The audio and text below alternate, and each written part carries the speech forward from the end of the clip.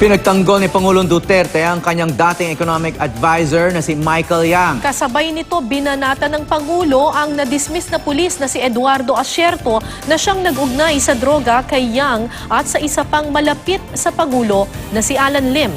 May news to go si Salima Refran.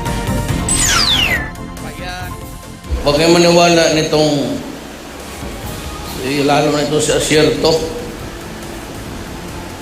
Ito nga yung tanungin ko kayang military at police, bakit buhay pa yung Kay dating Police Senior Superintendent Eduardo Asierto, sumentro ang bahagi ng talumpati ng Pangulong Duterte sa pamamahagi ng cash grants ng DSWD sa mga benepisyaryo nito sa Coronadal City sa South Cotabato kagabi.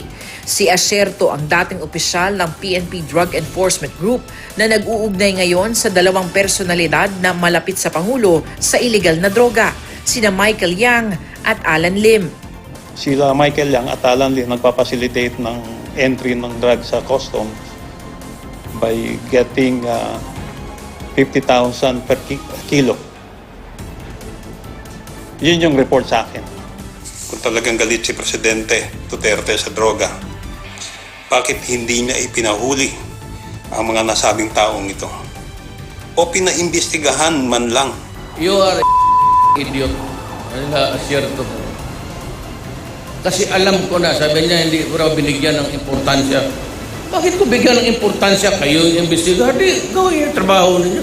4 na buwan siyang nagtago dahil sa pagkakasangkot niya sa pagkakapuslit sa bansa ng bilyong-bilyong pisong halaga ng shabu sa mga magnetic lifter. Pero na-dismiss ito sa serbisyo matapos masangkot sa maanomalyang pagbili ng armas ng PNP. He was the guy na nag-import ng AK-47. 1,000 something pieces. Tapos, dineliver niya sa New People's Army. Pulis itong ito, ha?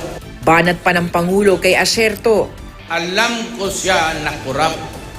Alam ko siya na nagkikidnap ng mga Chinese, pati yung Koreano na pinatay doon sa Krame. Siya yun! Ipinagtanggol din ng Pangulo si Yang, isang Chinese businessman at dati niyang presidential economic advisor. Nakilala daw niya ito noong 1999 na magpasok ng negosyo nitong mga cellphone. Michael Yang is always with Premier Wu ng China. Every time magpunta dito kasama yun. Papaya kaya ng ambasador satellite nila marami. Papaya kasi Michael Yang magpunta-punta dito. Kasama-kasama yung ambasador. Kasabay nito, sinabi ni Duterte na magbubunyag pa siya ng impormasyon kay Asierto sa mga susunod na araw. Salima Refran, GMA News. Ayon naman kay Executive Secretary Salvador Medialdea, December 2018 panatapos ang kontrata ni Yang bilang Presidential Economic Advisor. Hindi rin nila mahanap ang ulat na isinumiting umano ni Asierto sa kanilang tanggapan.